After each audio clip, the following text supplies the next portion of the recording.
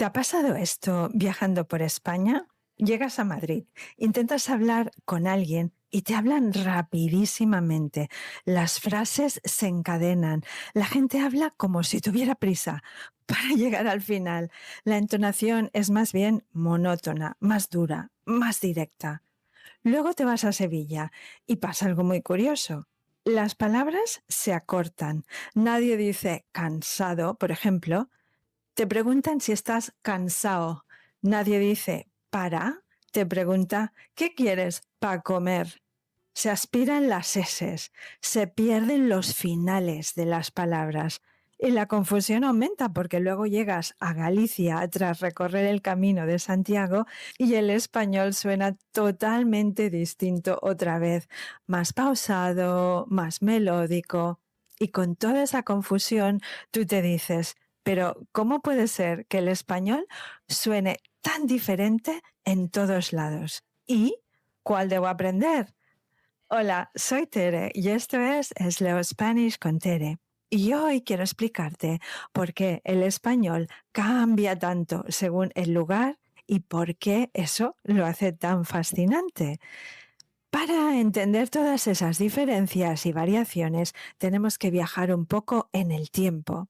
Porque antes de que existiera el español, en la península ibérica había pueblos muy distintos, con lenguas distintas y formas muy diferentes de vivir, como los íberos, los celtas, los tartesios, en la costa los fenicios, los griegos. Es decir, este territorio ya era un territorio muy plural antes, mucho antes de llamarse España. Y entonces, hace más de 2000 años, llegan los romanos, alrededor del siglo III antes de Cristo. Y con ellos llega el latín. Pero ese latín no borra todo lo anterior, no, se mezcla con lo anterior, se mezcla con las lenguas que ya existían y se extiende poco a poco por toda la península durante siglos. Y lógicamente no se extiende igual por todas partes. En las grandes ciudades y en los centros administrativos, por ejemplo, el latín se impone antes. En las zonas rurales, montañosas o las zonas más aisladas, el cambio es más lento porque las montañas separan, pero las costas conectan. Por eso el latín que se habla en lo que hoy es Castilla, por ejemplo, no evoluciona igual que en Galicia, ni en Andalucía, ni en la costa mediterránea. Y luego hay otra influencia muy importante que muchas veces se olvida, y es el árabe. Es importante recordar que durante casi 800 años, gran parte de la península ibérica estuvo bajo dominio árabe.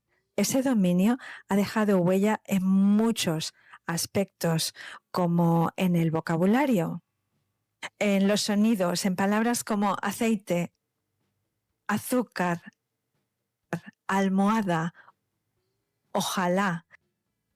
Así que el español no nace de una sola fuente, nace de capas, de lenguas que llegan, de lenguas que se mezclan y de lenguas que dejan mucho rastro.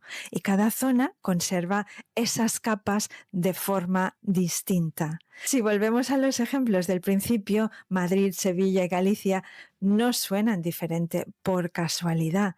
En Madrid, el español que escuchamos hoy está muy ligado a su papel histórico como centro administrativo y político. Durante siglos, Madrid ha sido un lugar de llegada. Personas de otras regiones, funcionarios, trabajadores, comercio. Ha habido una movilidad constante. Eso favorece un español más estandarizado, más cercano a lo que muchas personas identifican como el español neutro, no porque sea mejor, sino porque históricamente ha funcionado como un punto de convergencia. En Andalucía la historia es distinta. Aquí el latín evoluciona de otra manera y además la influencia del árabe es mucho más fuerte y prolongada en el tiempo. En Galicia el español convive desde hace siglos con otra lengua que es el gallego. El gallego también es una lengua romance, pero con una evolución propia y una musicalidad muy distinta. Luego tenemos Cataluña. En Cataluña sucede lo mismo. El catalán también es una lengua romance, como el español, el francés o el italiano. Viene del latín, pero no es una variedad del español, es una lengua con su propia historia, con su propia evolución y con su propia estructura. Se habla desde hace siglos en Cataluña, en la Comunidad Valenciana, en las Islas Baleares y en otras zonas cercanas. Durante mucho tiempo, el catalán fue lengua de uso cotidiano, de cultura, de comercio y de administración. Y aunque hoy muchas personas son bilingües y hablan catalán y español, ese contacto constante entre las lenguas ha hecho que el español en Cataluña también suene distinto. Luego están las Islas Canarias, por ejemplo. Antes del español había poblaciones indígenas como los guanches. Después, esas islas se convierten en un punto clave del Atlántico, un lugar de paso, y el español canario pues suena más suave, un poco como el español del Caribe. Bueno, y luego está el caso del euskera o el caso del vasco.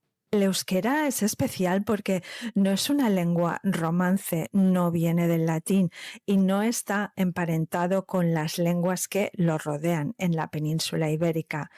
El euskera existía antes de la llegada de los romanos y ha sobrevivido hasta hoy. Eso hace que el español hablado en el País Vasco también tenga características muy particulares. Y bueno, cuando el español llega a América Latina, pues lógicamente vuelve a pasar lo mismo. Se mezcla con las lenguas indígenas, con las lenguas africanas, con las nuevas realidades, ¿no? Con el nuevo contexto del nuevo continente. Por eso no hay un solo español en América.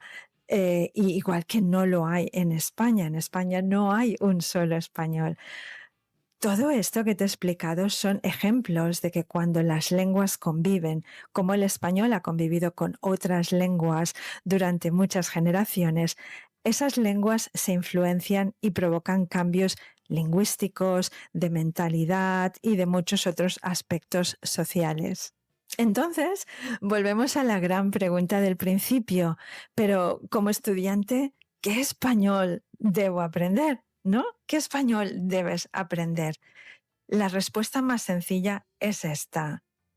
Aprende el español con el que tengas más contacto. La respuesta más extensa, si quieres, es esta. Todos los españoles se entienden entre sí. No hay barreras de comprensión reales. Las diferencias existen, sí, pero no impiden la comunicación. Es decir, que si aprendes español en Madrid, te entenderán en Sevilla. Si aprendes español con un profesor de México, te entenderán en España. Lo importante no es elegir el español correcto, sino desarrollar comprensión, escuchar diferentes acentos y sobre todo perder ese miedo a la variación, porque la variación no es un problema. De hecho, yo creo que la variación es lo que es una parte maravillosa del idioma, es lo que le da esa riqueza tan bonita y tan importante. Bueno, y llegamos al reto de esta semana en Slow Spanish con Tere. Me gustaría que escuchases dos series, por ejemplo, en Netflix, grabadas en lugares distintos. Se me ocurre, por ejemplo, La Casa de Papel, que está grabada en España, y Narcos, por ejemplo. Mientras escuchas, fíjate solo en una cosa principal. ¿Qué te suena diferente en el español? ¿Qué lo hace diferente? ¿Es el ritmo?